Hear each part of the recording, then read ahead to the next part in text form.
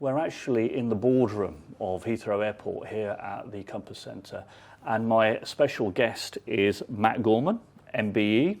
He is the Programme Lead for Expansion, amongst other things as well, Director of Sustainability, Carbon Strategy. He has played a very, very big hand in the 2.0 sustainability strategy for Heathrow.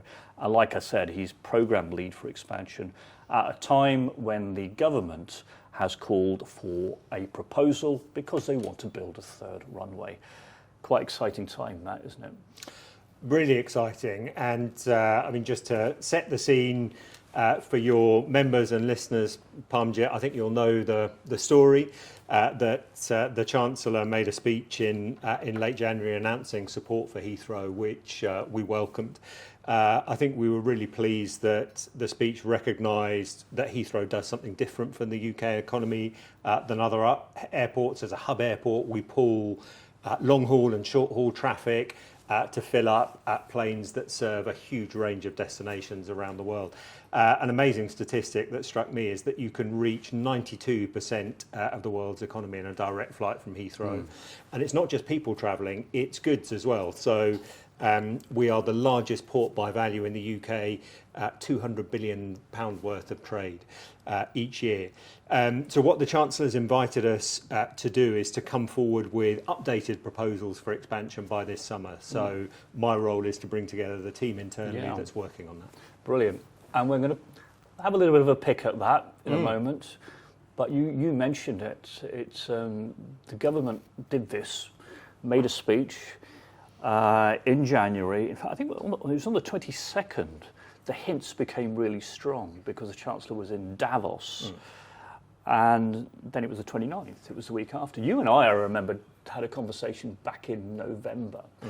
And I don't know whether you were there, but I remember Thomas Worldby speaking at an event, the Airlines UK conference actually, back end of November, where he said the government really has a few months to make its mind up.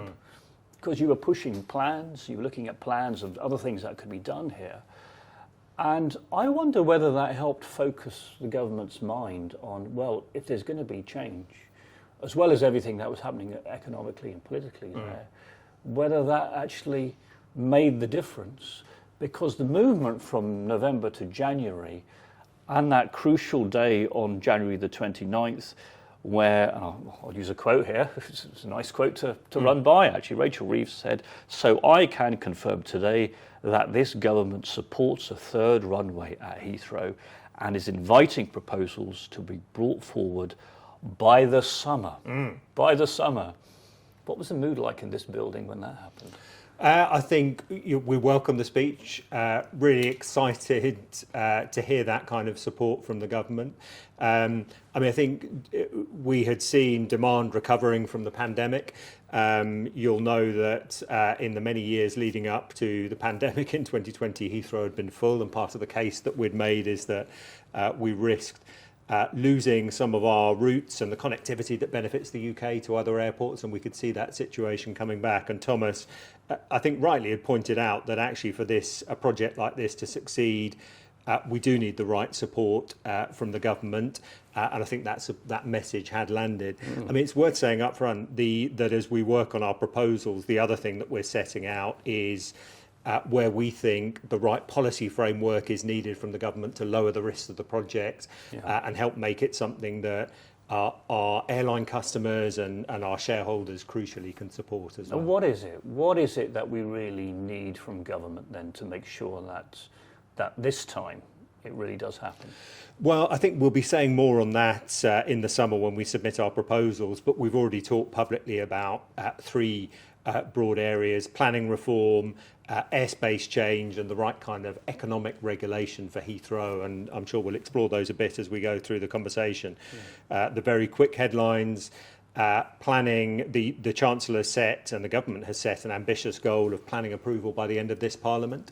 We rightly have to go through a robust planning process called the Development Consent Order to build the infrastructure, but we think there are ways that could be sped up towards that goal of 2029 approval.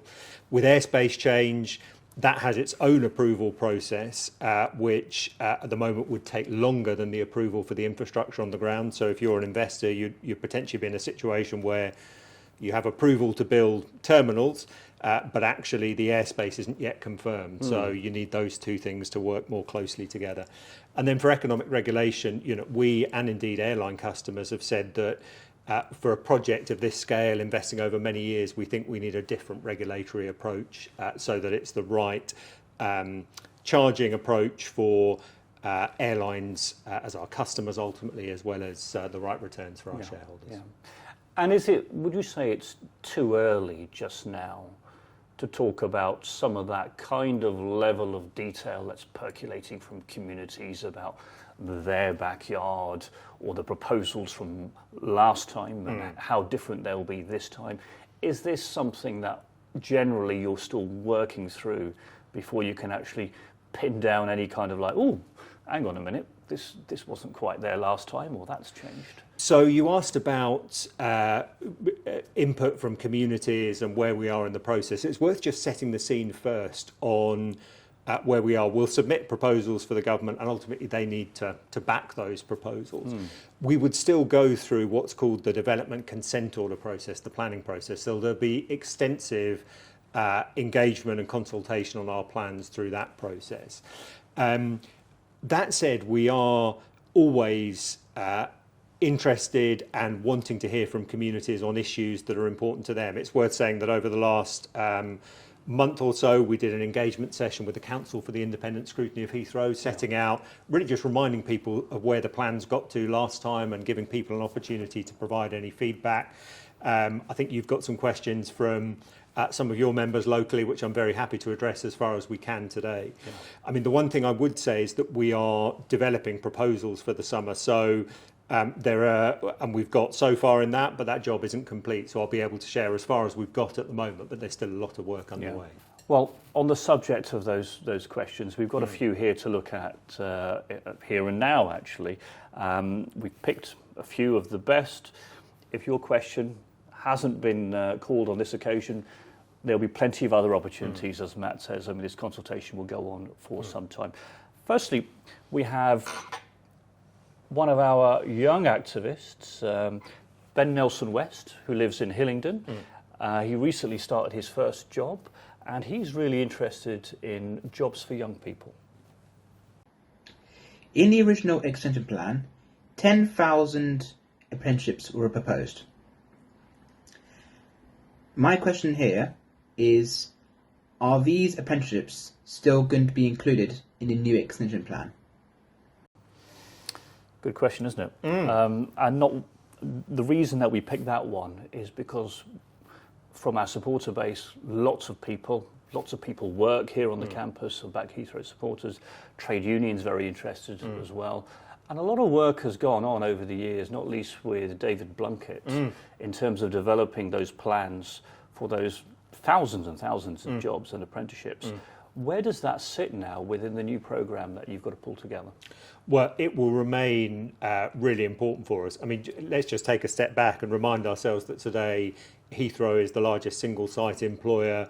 Well north of 80,000 people work at the airport behind us day to day. So, and we already have a very strong focus on apprenticeships. We think about Heathrow Airport, the company I work for, but the wider Team Heathrow, the airlines, the ground handlers, the catering companies, air traffic control, the huge range of different operations at Heathrow. I mean, the thing that always strikes me is there are very few careers and professions that you won't find somewhere in the airport operation. So, and we have a real focus on apprenticeships and skills development today, and particularly actually focus on the local community, to Ben's question, opening up opportunities, raising awareness of the kind of careers available at the airport at primary level, at secondary level, into further education. So strong focus today. I can't give a specific number on apprenticeships in future. That will be part of the plans that follow as we update them. Worth remembering that the last plans we developed were at least 5 years old now, before the pandemic. But I can absolutely reassure that strong commitment to skills development and apprenticeships will remain. and that by its very nature, expansion at Heathrow will create a significant number of jobs, both in the airport, the running of the airport, in the construction phase of the project, and also in a much wider supply chain across the UK. It's interesting, this area, because obviously lots of local community support has been around jobs, opportunities for the local boroughs in particular. But you mentioned how things have changed in the last 5 years, and all kinds of figures have been spouted around by government and others, and people doing research on this.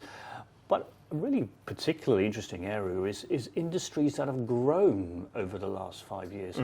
Big focus, for example, on SAF industry, and talks of tens of thousands of jobs there possibly. Quite interesting also to hear the Prime Minister saying a few days ago, we must protect the steel industry. Because all of a sudden, if we don't have a steel industry, how are we going to build a third runway? It's quite... So in many respects, there may even be a growth of opportunities here, Matt. Yeah, agreed. And I think you've touched on a really important point there, Parmjit, that actually, if I just speak for a second on the environmental side of the third runway, where we've always been of the view that growth and the benefits I've talked about don't have to and shouldn't come at the cost of environment, and operating within a set of clear and growing within a set of very clear environmental targets. But there's a real opportunity in that as well.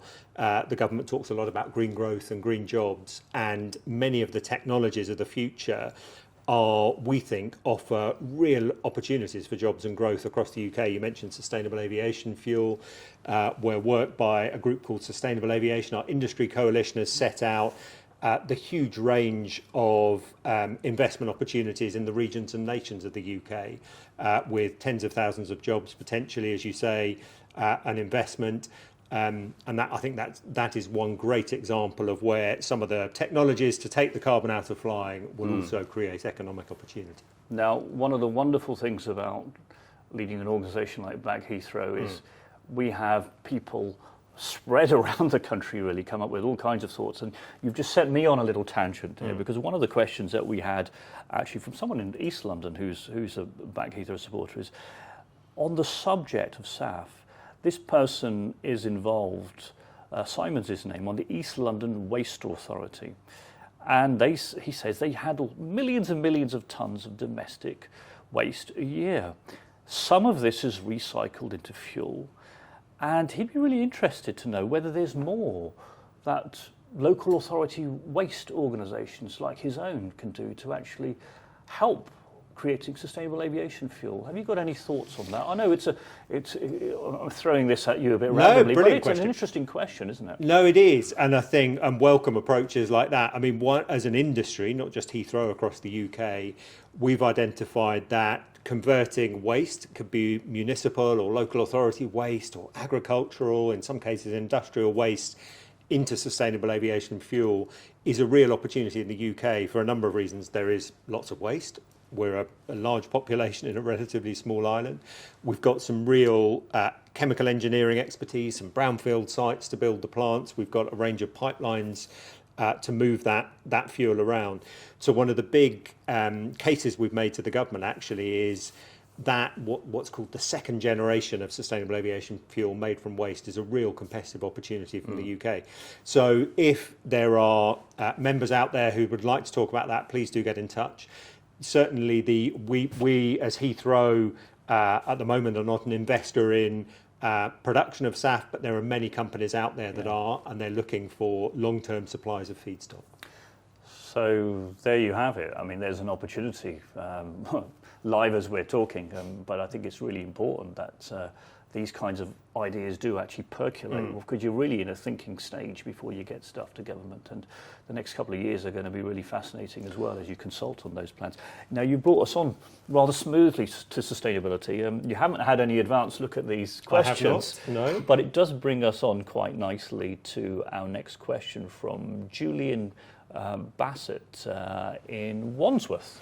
I'd like to ask if Heathrow will be funding new rail links, in particularly for the Western Rail Link and the link from the southern region to Heathrow, because we really need to get people off the roads and out of their cars and onto public transport to get to the airport. Now, before I bring you in on that, I mean, a lot's said about Western Rail Link.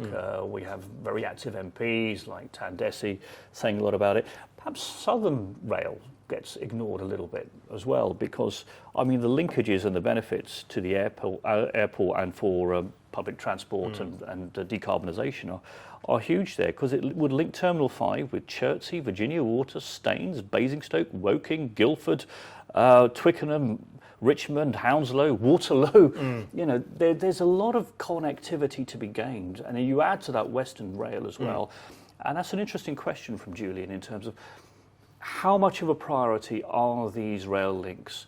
And a fair question about, have you got any ideas of how the money is going to come together to be able to make these happen?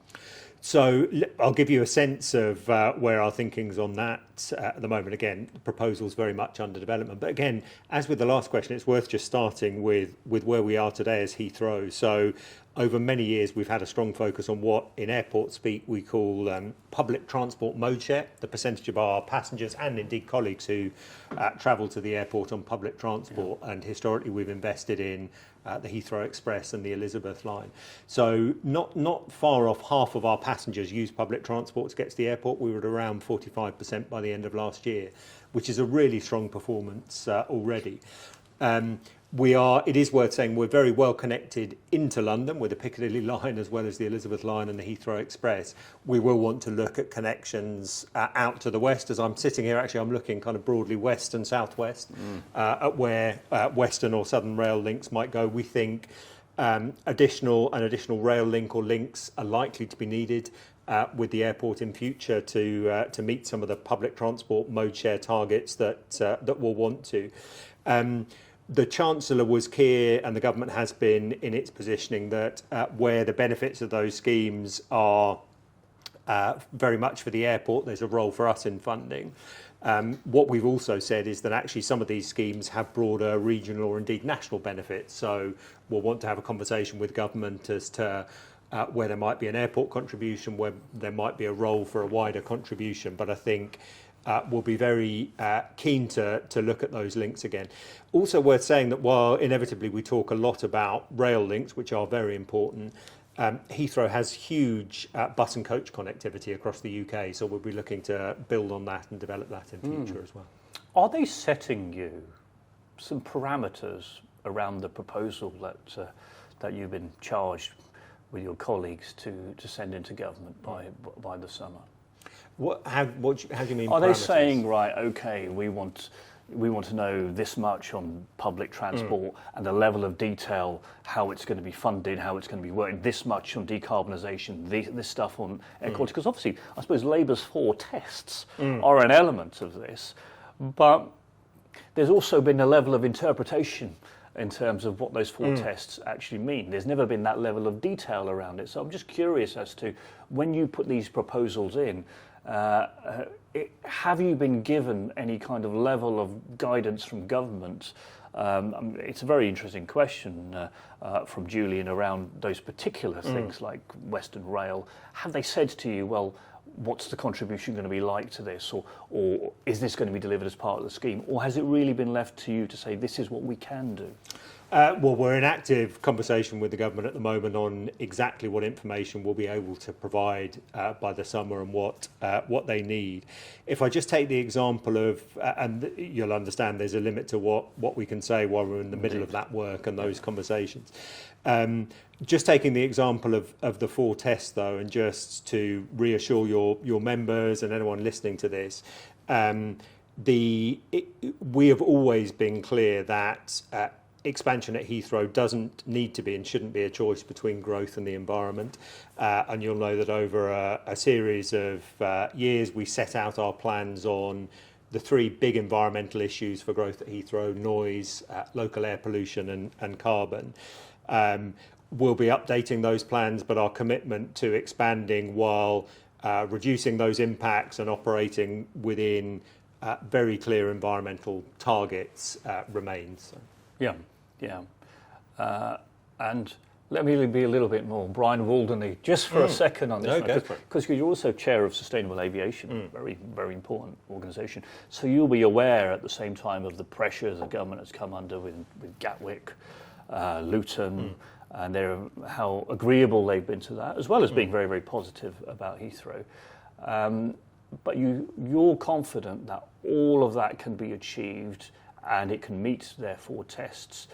And also to do that within their very, very ambitious timetable of they're talking about you getting this in by the summer.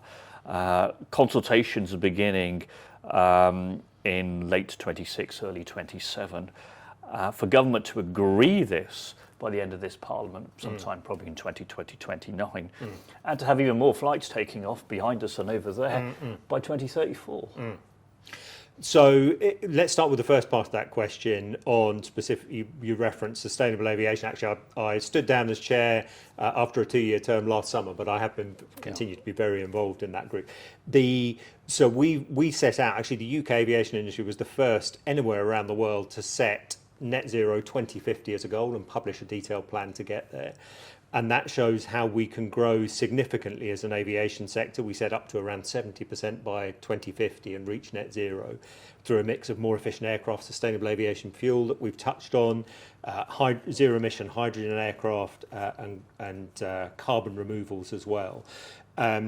We are absolutely committed to that plan.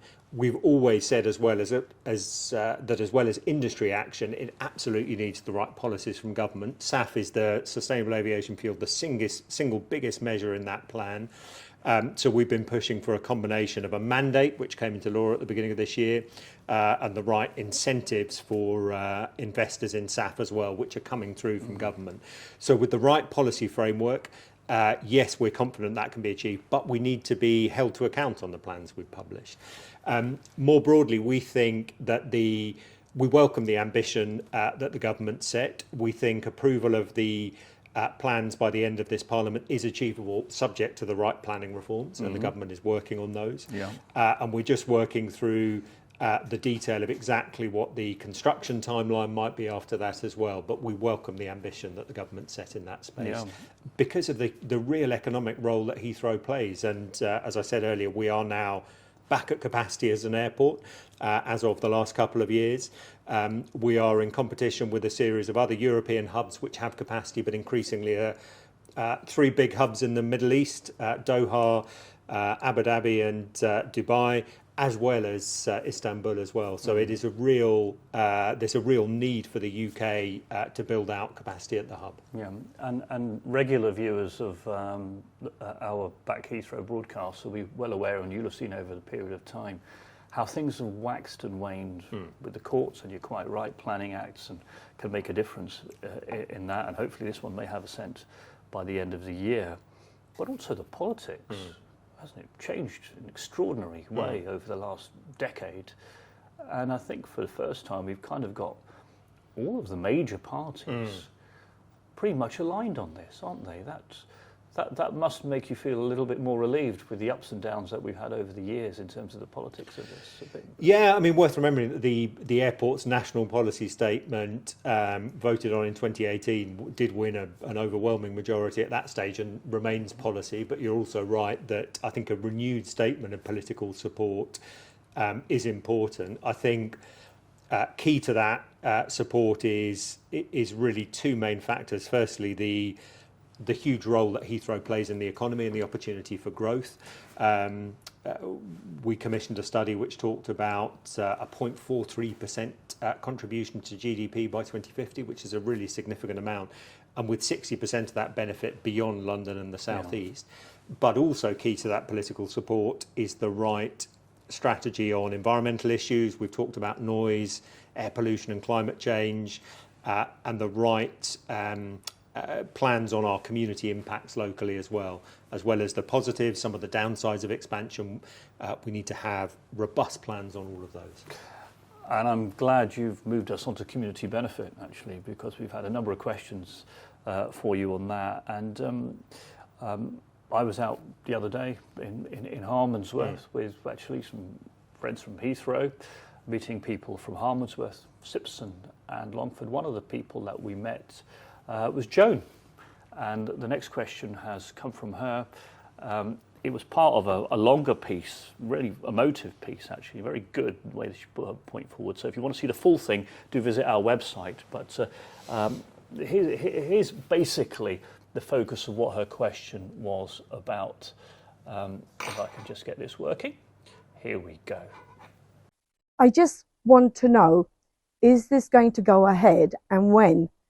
Because we need some clarification. This has gone on for so many years. We're living in doubt. We'd like to do our properties up, but we can't because we don't know if we're wasting our money. Now, it was really interesting. It was great to have her there.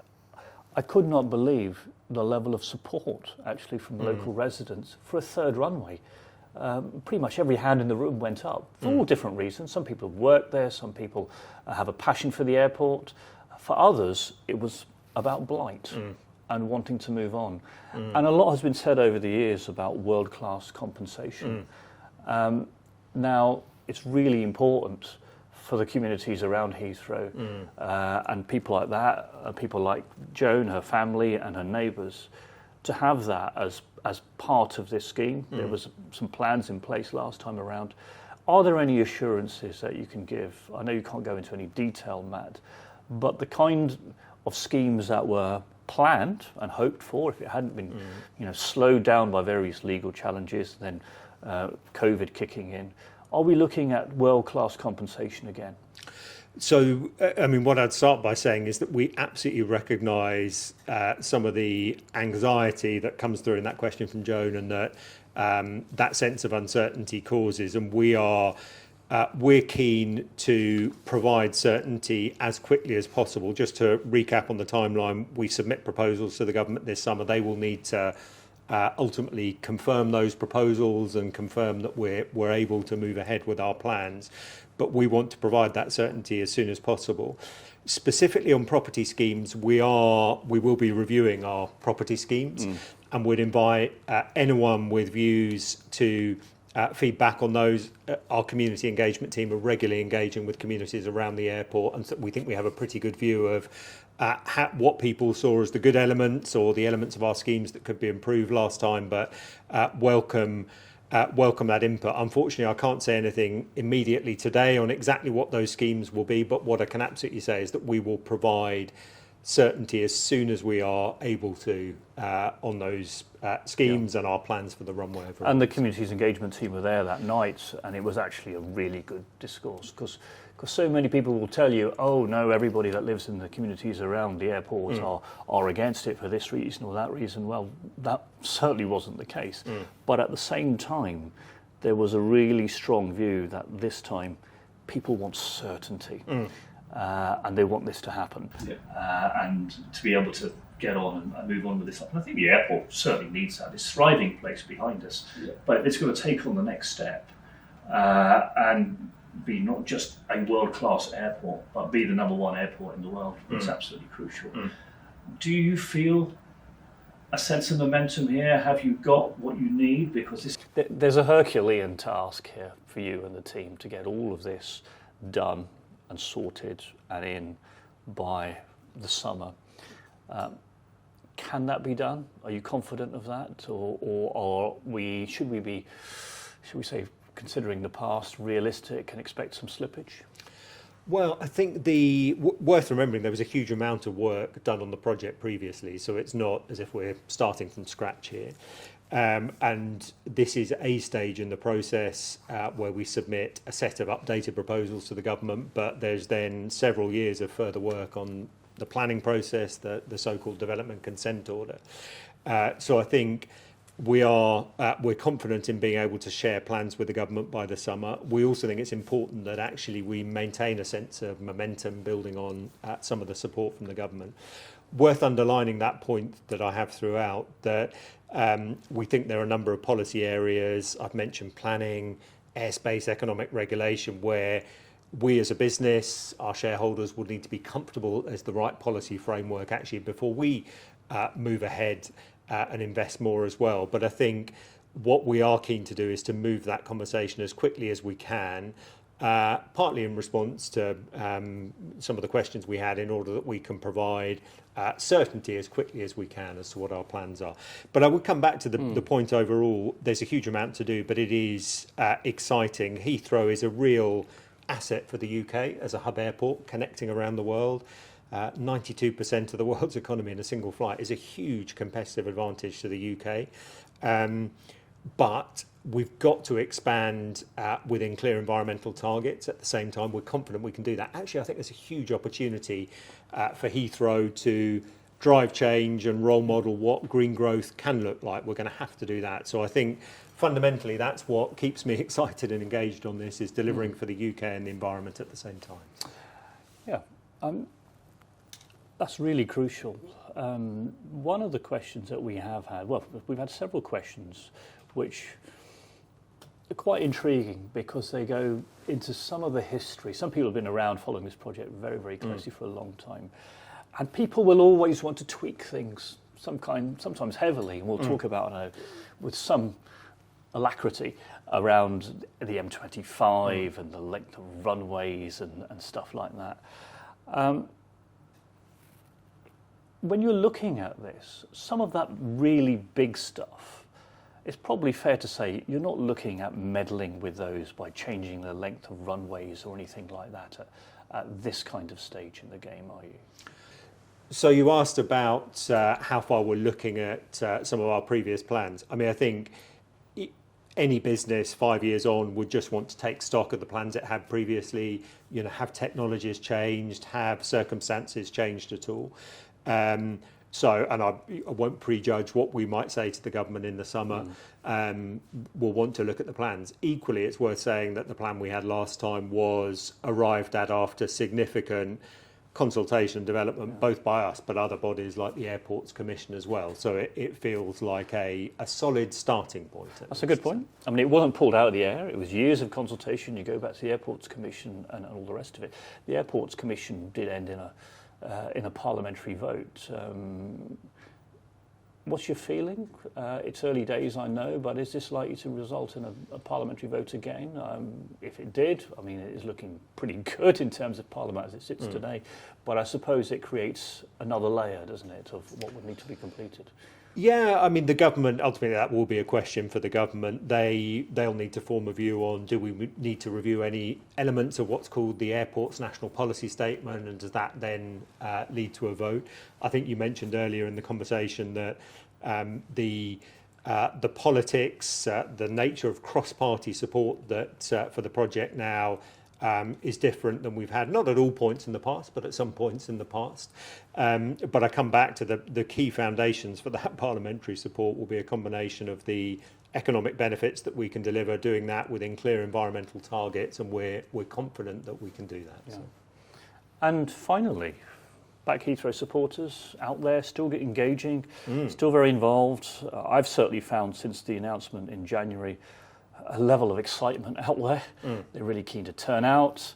They're coming to events. They're asking questions. They want to move this on and get this done. Have you got a message for them? Is there more that they can do to help with the project?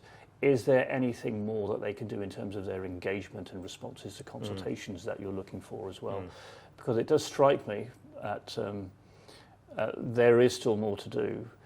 That level of engagement is going to be important, but now's your chance really to talk to them directly and let them know what you think and what more they can do to help with this project. No, brilliant. Well, I think I'd say three things, actually. I mean, the first is thank you for all of the engagement today, and indeed for the three questioners, that three members of Back Heathrow who provided questions today.